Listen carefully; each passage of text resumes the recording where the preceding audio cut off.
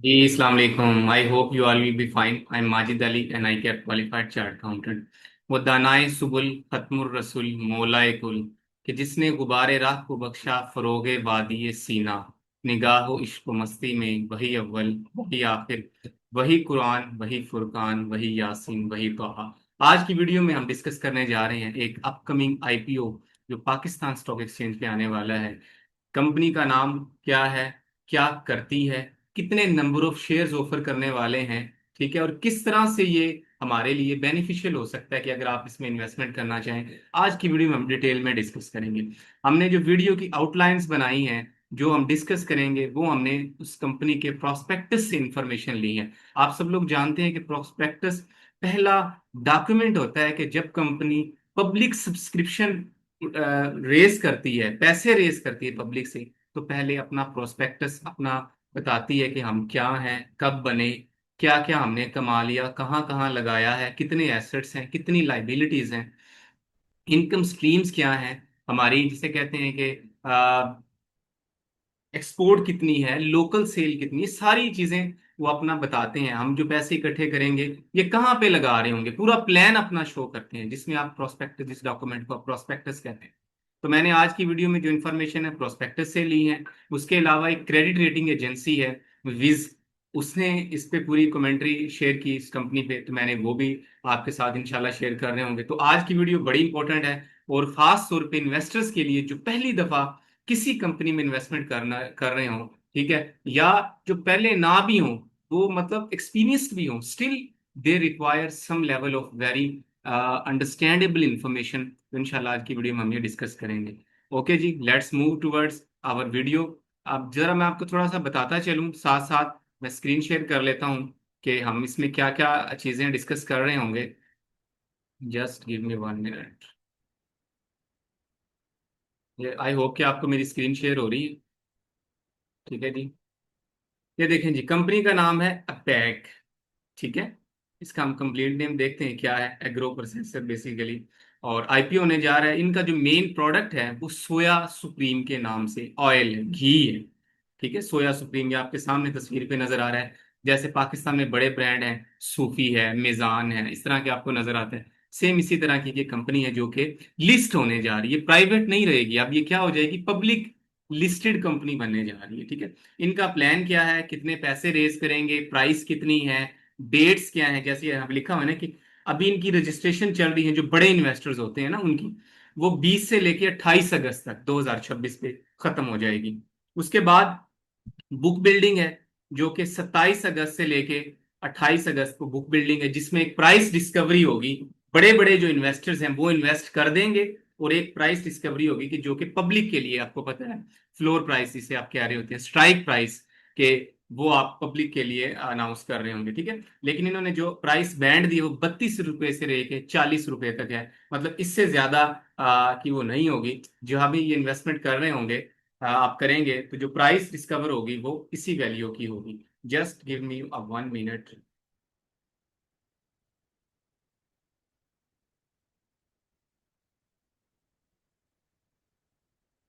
ठीक है जी।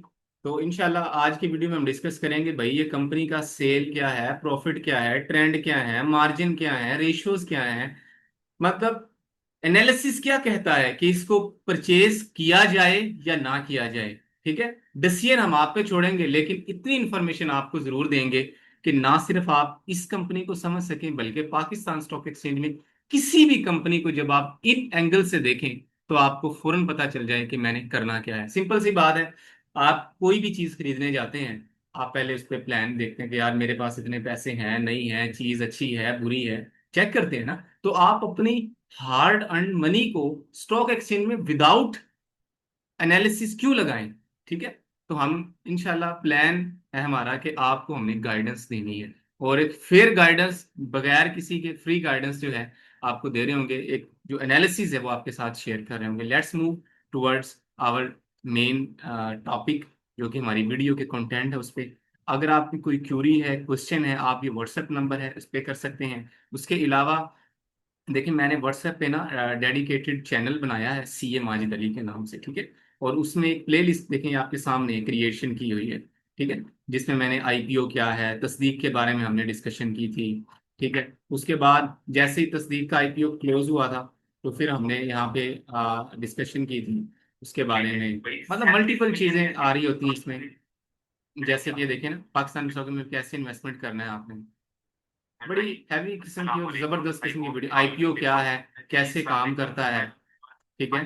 तो you can easily obtain very valuable and reliable information, professional information आप यहाँ से देख सकते हैं। ठीक है जी। तो हम चलते हैं आपकी वीडियो, आज की वीडियो, क्योंकि बहुत सारे लोग पूछते हैं सर जी आईपीओ में कैसे सब्सक्राइब करें, वो करें। देखें, हमारे पास ना थोड़ा टाइम लाइन्स होती हैं वीडियो बनाने के लिए, तो उसमें हम सिर्फ उसी टॉपिक पे बात करते हैं। लेकिन अगर आपकी कोई क्यूरी क्वेश्चन हो तो देखें आपके पास नंबर मौजूद है, आप उस पर रब्ता कर सकते हैं। उसके अलावा ये वीडियोस दी गई हैं, आप यहाँ से कॉन्टेक्ट करके इन वीडियोस को देख के तमाम इंफॉर्मेशन ले सकते हैं। ठीक है, और बड़ी सिंपल वीडियो है, 10-10 20-20 मिनट की, और वेरी प्रोफेशनल और तमाम चीजें कवर करने वाली वीडियोस हैं। चलते हैं जी।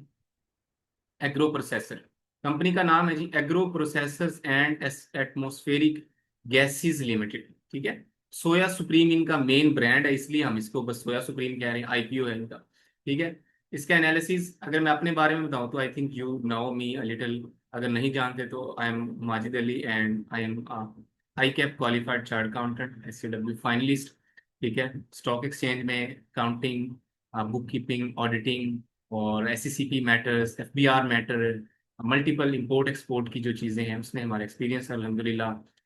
And I am qualified chartered accountant. तो आप कोई भी इंफॉर्मेशन आपको चाहिए हो, क्यूरी हो, accounting, bookkeeping, tax return filing services, company बनाना, तो आप उसमें भी हमें अप्रोच कर सकते हैं। मैंने ये जो सारे कंटेंट बनाया है ये मैंने रिसर्च की है। ठीक है, इस कंपनी की फाइनेंशियल स्टेटमेंट्स को स्टडी किया है। उसके बाद आपको पता है जो प्रोस्पेक्टस होता है उसको मैंने स्टडी किया, वहां से एक्सट्रैक्शन की है।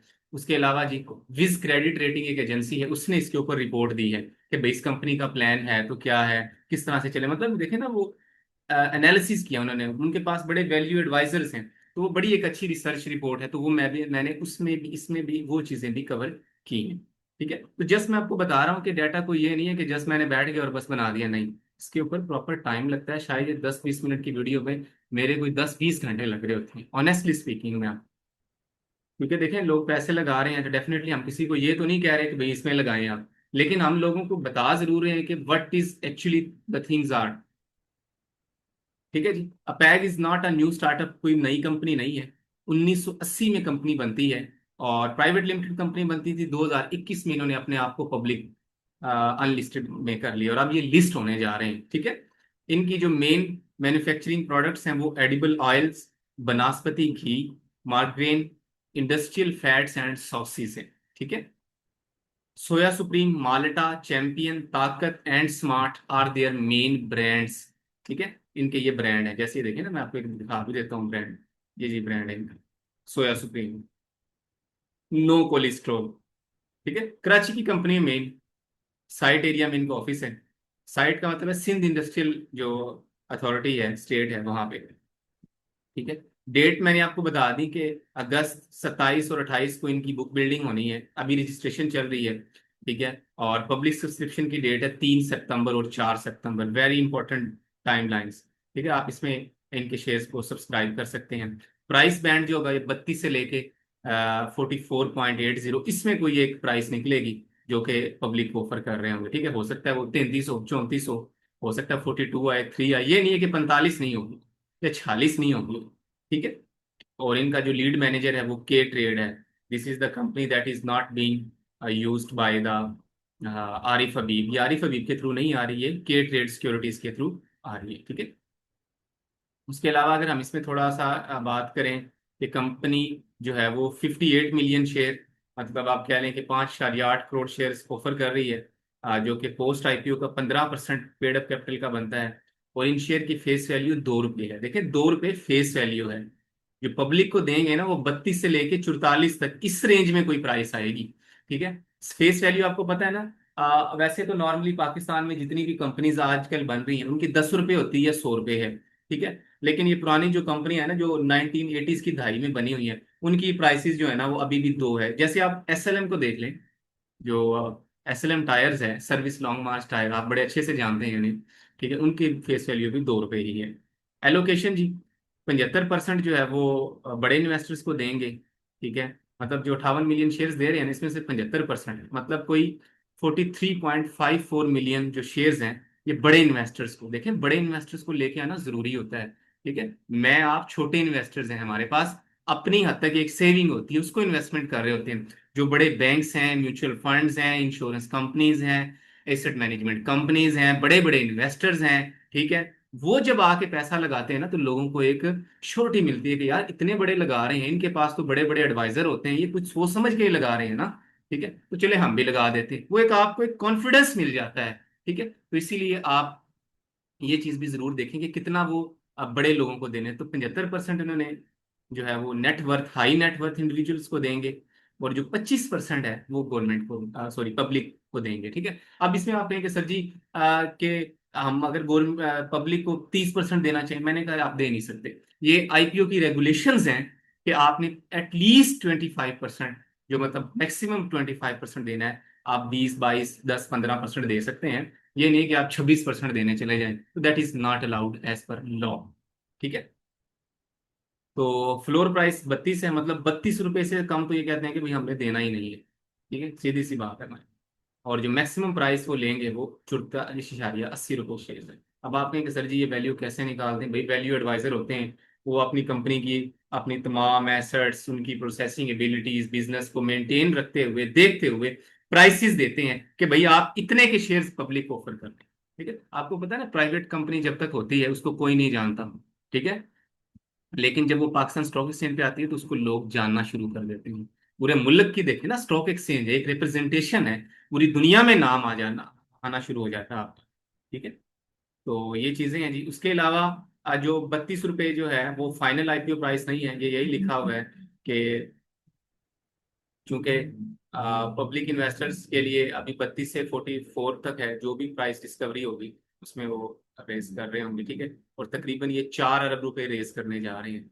ठीक है, 2.6 बिलियन इन्होंने मतलब एक बात है, अगर ये सारे शेयर 44.80 पे बेच दें, ठीक है, मैं कहता हूँ कि यार बड़े अच्छे हालात हुए, और इनके शेयर हाथों हाथ बिक गए जैसे एसएलएम के बिके थे। ठीक है, तो टोटल 58 मिलियन शेयर है ना, 58 मिलियन, इसमें से लेट्स सपोज हम कहते हैं कि हर शेयर 4.80 का चला गया, तो 2.6 बिलियन इन्होंने पैसे रेज कर लिए। ठीक है, तो ये शेयर्स का थोड़ा स्ट्रक्चर है, आप देख लीजिएगा, मतलब इसमें हमें इतना ज़्यादा परेशान होने की जरूरत नहीं है, बस ये डेट्स देखें क्या है, कंपनी का बिजनेस क्या है, ये आप देखें। ठीक है, और अगर इस कंपनी की वर्थ की हम बात करें कि लेट्स सपोज हम कहते हैं कि चलें 44 पे तमाम शेयर इशू हो जाते हैं, तो इस कंपनी की वर्थ कितनी है?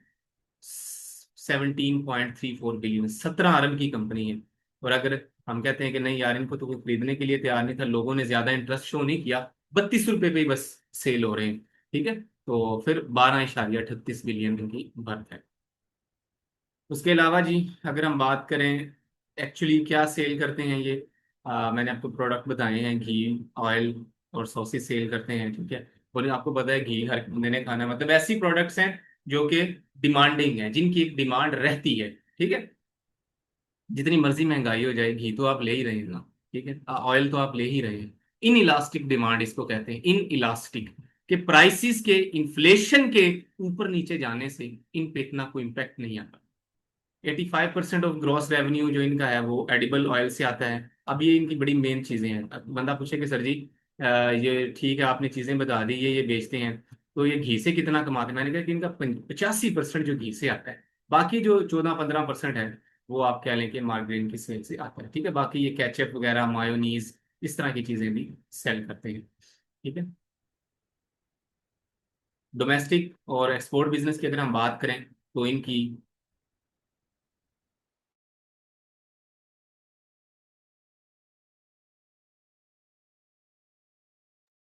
डोमेस्टिक सेल मतलब जो इनकी पाकिस्तान में सेल है वो तकरीबन 16.5 बिलियन है। ठीक है, जो कि टोटल सेल का 91% है। मतलब जो 1.6 बिलियन सेल है, 9% वो इनकी क्या है, एक्सपोर्ट भी करते हैं ये। आपको पता है ना, घी जिससे बनता है ना वो सोयाबीन बाहर से आती है, तो इनके रॉ मटेरियल ना बाहर से आते हैं, तो दैट्स वाई थोड़ा सा महंगा भी होता है इनके प्रोडक्ट ना, इसलिए इनके प्रॉफिट मार्जिन अभी हम आगे जाके देखें इतने ज्यादा नहीं होते। एक्सपोर्ट सेल जो है वो पिछले साल की निस्बत 32% बढ़ी है और लोकल सेल्स 17% बढ़ी है। मतलब इनका मार्केट में लोकली भी एक अच्छा नाम है और एक्सपोर्ट के पॉइंट ऑफ व्यू से भी इनका एक अच्छा नाम है। लेकिन ये ध्यान में रखिएगा कि कंपनी एक्सपोर्ट कर रही है, लेकिन जो प्रीडोमिनेंटली मेन जो काम है वो इनका पाकिस्तान के अंदर ही है। उसके अलावा जी अगर हम बात करें तो देखें 2023 और 24-25 का कंपैरिजन है। 2023 में सेल 17 अरब थी, 24 में 15 अरब हुई और 25 में 18 अरब। आप कहेंगे सर 24 में कम हो गई, तो आपको पता है ना इम्पोर्ट कर्व्स थी, इम्पोर्ट हो नहीं रहा था, महंगाई भी अचानक बढ़ गई थी। ठीक है, ग्रॉस प्रॉफिट इनका अराउंड 2.4 बिलियन 23 में, 2.2 बिलियन 24 में और 2.5 बिलियन 25 में। ठीक है, आपको पता है कुछ कंपनीज ना जब आईपीओ में जाना चाह रही होती हैं तो उस टाइम भी ना वो अपने रिजल्ट्स को थोड़ा अच्छे तरीके से प्रेजेंट करने की करती हैं कि यार एक अच्छा नाम जाएगा। तो हम इंशाल्लाह देखें आपकी जो कोशिश कर देखें, हम किसी पे कोई एलिगेशन ये नहीं कर रहे कि लोग इस तरह करें, लेकिन हम आपको बता रहे हैं कि भाई आपने ये सारी चीजें जेहन में रखनी है, आपको पता होना चाहिए ये सारी चीजों का, इंफॉर्मेशन हो आपके पास। ऑपरेटिंग प्रॉफिट इनका 1.2 बिलियन है, और अगर टैक्सेस वगैरह माइनस करके सब कुछ करें तो 530 मिलियन का प्रॉफिट था इनका 2023 में, और 213 मिलियन का 24 में था, और 557 मिलियन का 25 में था। ठीक है, और 26 में आपके सामने लिस्ट होने आ रही, तो अभी इनका रिजल्ट आएंगे तो हम वो भी शेयर कर लेंगे आपके साथ। प्रॉफिट मार्जिन देख लें जी, ऑलमोस्ट 14 के राउंड अबाउट रह रहा है ऑन एवरेज, और ऑपरेटिंग प्रॉफिट मार्जिन है वो तकरीबन 5 से 7 की रेंज में। ठीक है, नेट प्रॉफिट मार्जिन इनका 3.3 है, 2-3 इतना है, मतलब ज्यादा इतना हैवी किस्म का मार्जिन है। आप कहेंगे यार 10% कमा रहे हैं, 12%। आपको पता है कि ना ठीक है घी की प्राइसेस ज्यादा हैं, लेकिन जो इम्पोर्टेड प्राइसेस होती है ना, इनके प्रोडक्ट ज्यादातर इम्पोर्टेड हैं, उनकी प्राइसेस भी ज्यादा है, तो इनको बचत, मैं ये नहीं कह रहा कि होती नहीं है, लेकिन एक कंपेटिटिव बिजनेस है, कोई ये नहीं है कि 10 रुपए की बाहर से ली और 50 की बेच दी, ऐसे नहीं। उसके अलावा जी यहाँ पे लिखा हुआ है कि अगर 100 रुपये की सेल होती है ना तो 3.08 रुपये नेट प्रॉफिट कमा रहे। बाकी इनका प्रॉफिट ज्यादा इसलिए है कि भाई इनकी जो चीज है वो ऐसी है कि वो बहुत सारे लोग खरीदते हैं उसको, डिमांड उनकी ज्यादा है, जो टारगेट मार्केट है वो ज्यादा है। उसके अलावा जी बैलेंस शीट का साइज अगर हम देखें तो इनके टोटल एसेट्स 2025 में तकरीबन 8.57 बिलियन, 8.57 बिलियन के थे। ठीक है, लाइबिलिटीज इनकी 4.86 बिलियन की है, और इक्विटी इनकी नेट में मतलब 8.57 माइनस 4.86, 2.90 बिलियन की इनकी इक्विटी है, पॉजिटिव है। ठीक है, टोटल डेट अप्रोक्सीमेटली इनका 1.96 बिलियन का है, इन्होंने उधार भी बहुत लिया हुआ है भाई। ठीक है, आपको पता है ना बिजनेस ऐसा है ना, इनका वर्किंग कैपिटल साइकिल लंबा होता है नॉर्मली। ठीक है, पोर्ट पे चीज आ जाती है, माल को क्लियरेंस करवानी है, अपने पास पैसे नहीं है तो फिर बैंकों से उधार लेना पड़ता है, या फिर कोर्डोबा फाइनेंशियल सर्विसेज से उधार लेना पड़ता है।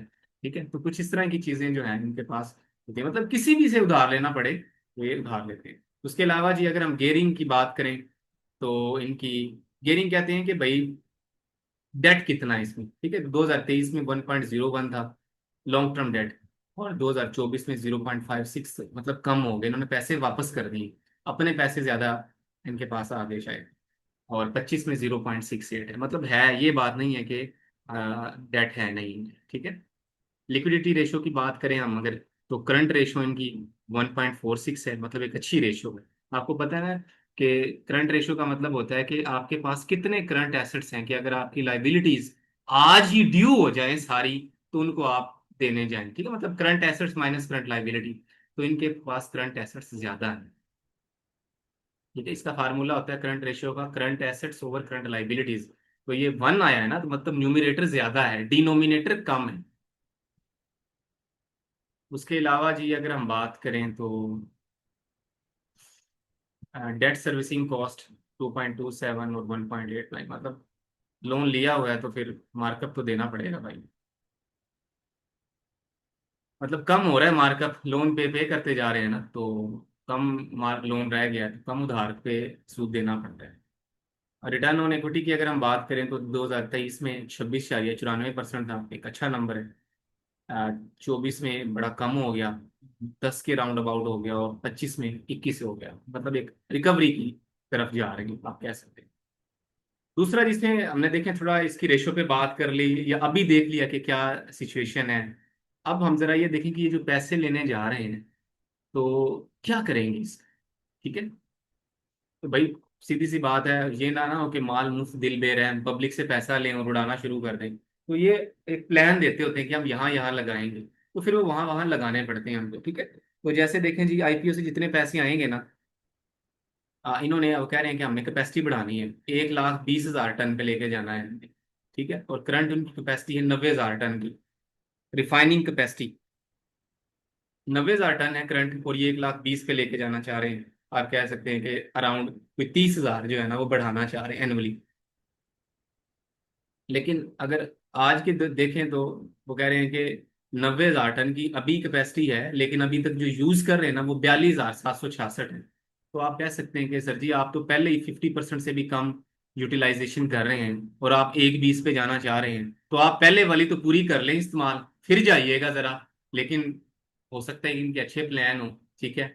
और बहुत ज्यादा चीजें हो, मतलब एक ये फैक्टर है सोचने वाली बात ना, कि ऑलरेडी इनकी कैपेसिटी मतलब है इनके पास, बढ़ा सकते हैं सेल।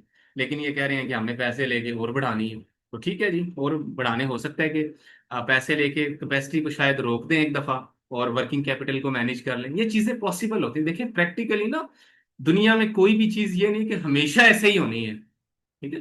ये तो अल्लाह पाक की जात और उनसे रिलेटेड जो आफाकी चीजें हैं, उन पे तो एक मुसलमान होने के नाते हमारा बिलीव है। बाकी मतलब कोई हार्ड एंड फास्ट रूल नहीं होता। हो सकता है देखिए पैसे लें और ये कह दें कि हमने लिए हैं कि एक्सपेंशन के लिए, ठीक है काम चल रहा है एक्सपेंशन पे भी लगाए, लेकिन थोड़े बहुत पैसे इन्होंने वर्किंग कैपिटल पे भी लगा लिए, तो ये पॉसिबल है। देखिए मेन काम क्या है, बिजनेस करना, पैसे कमाना।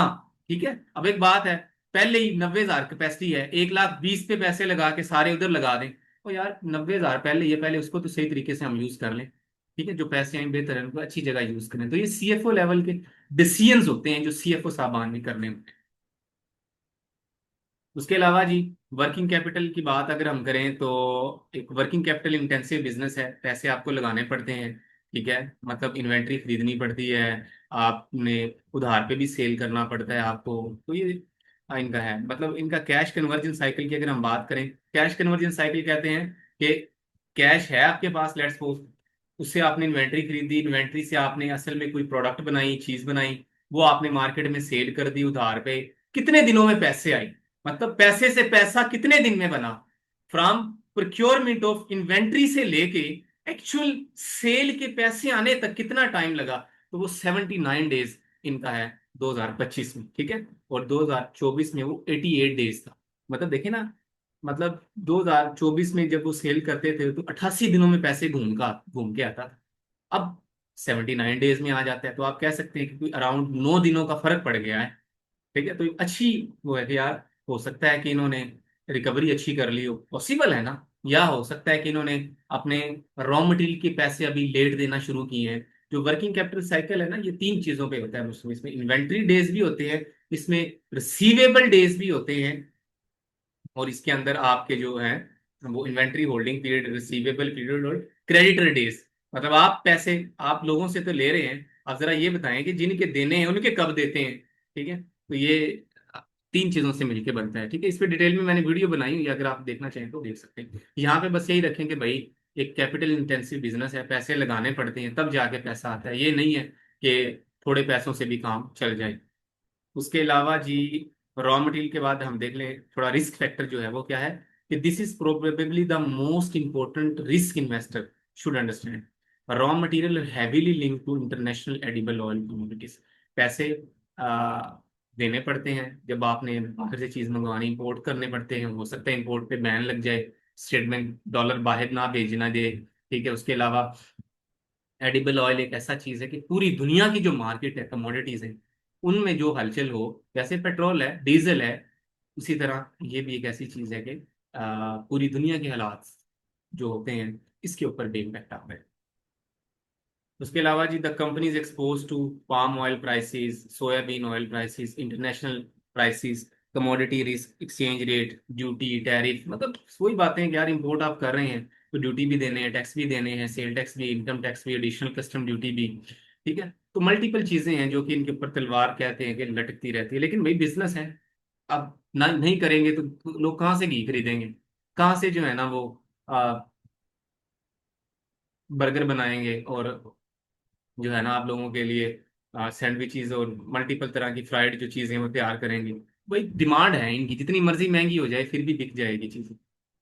उसके अलावा जी, विज ने specifically identify edible oil sector dependence on the imported raw material. उन्होंने कहा है कि भाई, विज ने अपनी रिपोर्ट में, मैंने पढ़ा, वो कहते हैं कि ये एक ऐसा बिजनेस है एडिबल ऑयल का कि भाई इंपोर्टेड पे इसकी इनकी बड़ी डिपेंडेंस। ठीक है, कल को इम्पोर्टेड रॉ मटेरियल महंगा हो जाए, कल को गवर्नमेंट कह दे कि भाई हमने डॉलर बाहर भेजने ही नहीं है, ठीक है, तो भेजने नहीं है तो आप कैसे खरीदेंगे सोयाबीन, कैसे घी बनाएंगे यहाँ पे। ठीक है, तो that is some risk factors. ठीक है, लेकिन नॉर्मली ऐसे होता नहीं है, गवर्नमेंट अलाउ करती है। अब देखिए ना, गवर्नमेंट अगर इसकी बंद कर देगी तो लोग तो सड़कों पे निकल आएंगे, वो कहाँ से जो है ना अपने लिए ये चीजें रेडी करके खा रहे होंगे। ठीक है, उसके अलावा जी, एक बड़ी इंपॉर्टेंट चीज है, can APAG pass higher cost to in consumer, कि क्या मार्केट में प्राइस के बढ़ने से और रिस्ट्रिक्शन लगने से जो कंपनी पे इम्पैक्ट आता है, क्या कंपनी उसके बदले में कंज्यूमर से पैसे ज्यादा ले सकती है। इसको कहते हैं कि कॉस्ट को पास करना। ठीक है, लेट्स सपोज मैं पहले सोयाबीन लेता था 1000 पर केजी आता था, I am just giving an example. ठीक है, अब वो 1500 हो गया है, मुझे कंपनी बीइंग कंपनी मुझे 500 महंगा पड़ गया है, लेकिन जो पहले मैं घी की थैली जो पैकेट है वो मैं 800 का बेचता था। मैंने कहा ना भाई, सोयाबीन इतना महंगा आया है, ठीक है, आप उसको 900 का कर सकते हैं। ठीक, और लोगों ने मजबूरी है खरीदना है, तो आप अपनी कॉस्ट हायर जो कंपनी पे लगती है उसको आप कंज्यूमर को पास ऑन कर सकते हैं। ठीक है, तो ये बड़ी इंपॉर्टेंट चीज है। उसके अलावा जी, कंपटीशन रिस्क तो है, और लोग आ सकते हैं, नए लोग आए, वो ये काम शुरू कर दें, और एग्जिस्टिंग जो कस्टम कंपेटर है उनमें बड़ा कंपटीशन है, प्राइस सेंसिटिव है। फिर चीज़ें ऐसी हैं कि यार देखें, आज के दौर में आई थिंक मैंने जहाँ तक स्टडी किया है, वो हर एरिया का ना अपना अपना एक स्पेसिफिक घी होता है। ठीक है, जैसे हम अपने एरिया की बात करें, भावल नगर रोसन, उसमें आप कह लें कि सुल्तान, खैर ये तो हर जगह अवेलेबल होते हैं। ठीक है, वहाँ पे सोना और खैबर इस तरह के नाम चल रहे होते हैं। अब लाहौर में हम जब देखते हैं तो हमें यहाँ पे मिजान नजर आता है, सूफी ऑयल नजर आता है, हमजा ऑयल नजर आता है। ठीक है, तो कराची में अगर आप चले जाते हैं तो वहाँ पे आपको ये सोया वाले जो है नजर आते हैं। ठीक है, पैक वाले नजर आते हैं। That is the, I think, area के पॉइंट ऑफ व्यू से भी है। ठीक है, मे भी मेरे दोस्त हैं और मेरी उनसे अगले दिन बात चल रही थी, जब मैं वीडियो बना रहा था तो मैं कंटेंट इकट्ठा कर रहा था, तो वो मुल्तान साइड के थे, तो वो कोई और ही नाम ले रहे थे, कह रहे थे कि सर हमारे पास तो ये होते हैं। तो that is each area, her area के हिसाब से। अगर हम कंपनी की बात करें तो जो कंपनी के सीईओ मिस्टर अहमद अजीज साहब हैं, और कंपनी कोई नया बिजनेस नहीं कर रहा, 1990 से हैं, बड़े लोग हैं, ठीक है, एक्सपीरियंस लोग हैं। और इनकी ये क्वालिफिकेशन है, इन्होंने MPa from university of southern California से किया। ठीक है, और सोया सुप्रीम इन्होंने 1991 में लॉन्च किया था। ठीक है, वेरी लॉन्ग ऑपरेटिंग एक्सपीरियंस है, दैट इज पॉजिटिव। देखिए, जहाँ कहीं नेगेटिव पॉइंट आता है वो भी आपको बता दें, जो पॉजिटिव है वो भी आपको बता दें। ओनरशिप स्ट्रक्चर कंपनी का अगर आज की बात करें तो 65% जो है ना वो घर फैमिली बिजनेस है, उनके पास है। ठीक है, और मिस्टर अब्दुल अजीज रफीक और अहमद अजीज गुलाम्स हैं। ठीक है, इनके पास है, फैमिलीज के पास है, फाउंडिंग मेंबर जो है। और जो 24% शेयर है वो दानिश इलाही साहब जो हैं, जो कि कोर्डोबा फाइनेंशियल सर्विसेज और मल्टीपल पाकिस्तान में जो कंपनीज हैं उनको सपोर्ट कर रहे होते हैं, फाइनेंस दे रहे होते हैं, उनके इसमें 24% शेयर है। तो आप इससे अंदाजा लगा सकते हैं कि this company is backed by the financiers as well, people are ready to invest in it. ठीक है, क्योंकि जहाँ लोगों के पैसे लगे हो ना, स्टेक लगा हो बड़े लोगों को, तो फिर वो उसको इतना जल्दी डूबने नहीं देते है। तो लॉन्ग टर्म स्पॉन्सर अलाइनमेंट है। और क्रेडिट रेटिंग की बात अगर हम करें तो अक्टूबर 2025 में इन्होंने करवाई थी लॉन्ग टर्म की, वो BBB+ है। और जो इनकी शॉर्ट टर्म रेटिंग है, पहले इनएक्टिव थी, अब A2 है, जो कि स्टेबल आउटलुक देती है। और विज ने इनकी करके दी है। पाकिस्तान में बड़ी कम कंपनीज हैं क्रेडिट रेटिंग, जैसे अब बात करें तो दो ही हैं, विज है या पैकरा है। ठीक है, तो बस ये भी ध्यान में रहिए, क्रेडिट रेटिंग का हरगिज मतलब ये नहीं होता अच्छा जी क्रेडिट रेटिंग अच्छी है तो आप इन्वेस्टमेंट कर दें इसमें, नहीं, ये तो एक फैक्टर है, हम आपको बता रहे हैं कि इनकी क्रेडिट रेटिंग अच्छी है मतलब ये पैसे वापस टाइम पे कर रहे हैं, लोग इनको पैसे देने को तैयार हैं। ठीक है, अच्छा जी, कुछ इसमें पॉजिटिव फैक्टर हैं, वो मैंने आपको बता दिया कि एक स्टैब्लिश बिजनेस है, 1980 से चल रहा है, स्ट्रॉन्ग ब्रांड है, इसेंशियल प्रोडक्ट्स हैं कि घी है, हर बंदे ने लेना है, खरीदना है, और सेल भी अच्छी है इनकी, ग्रोथ भी अच्छी है, क्रेडिट प्रोफाइल अच्छी है, कैपेसिटी एक्सपेंशन अच्छी है। अगर ये बढ़ा लें तो अपनी प्रोडक्ट को बाहर भेज सकते हैं और पाकिस्तान के और शहरों में भी रसाई दे सकते हैं। लेकिन एनर्जी एफिशिएंसी है, मतलब इनका प्लान है कि हमें ना बायोमास से एनर्जी बनानी है, तो ये भी एक अच्छा प्लान है इसका। ठीक है। दूसरा जो सीईओ है, सीनियर मैनेजमेंट, वो 1990 से बिजनेस में, कोई नए नहीं है, 26 साल ये और 10 साल पिछले, आप कह सकते हैं मोर देन कोई 35+ ईयर्स इनका एक्सपीरियंस है। नेगेटिव फैक्टर की अगर हम बात करें, वो क्या है जी? वो है हाई रॉ मटेरियल डिपेंडेंस, के रॉ मटेरियल जो है वो इम्पोर्ट होता है, तो इम्पोर्ट पे कुछ भी हो सकता है, बैन लग जाए, महंगी हो जाए चीज़ें, जंग शुरू हो जाए, तो ये एक रिस्क फैक्टर है। फिर आप में बाहर से चीजें लेते हैं तो डॉलर में पैसे देने होते हैं, तो डॉलर तो खरीद के देने पड़ते हैं, हो सकता है कि डॉलर का रेट बढ़ जाए, कम हो जाए, तो एक ये प्रॉब्लम भी होती है एक्सचेंज रेट की। लो नेट प्रॉफिट मार्जिन है, जैसे तब 100 रुपए की सेल हो तो 3 रुपए कमा रहे हैं, ठीक है। लेकिन मैं जैसे एग्जांपल दे रहा हूँ, ठीक है, लेकिन चूंकि इनकी डिमांड ज्यादा है और इनका टारगेट मार्केट ज्यादा है, तो इसलिए हम कह सकते हैं कि ये थोड़े पैसे कमा के भी ज्यादा कमा सकते हैं, मतलब एक अच्छा लेवल अचीव कर सकते हैं। कैपेसिटी यूटिलाइज, हाई कंपटीशन है जी आई ऑडिबल ऑयल में, और कैपेसिटी यूटिलाइजेशन भी इनकी अभी बड़ी कम है, अंडर यूटिलाइजेशन है।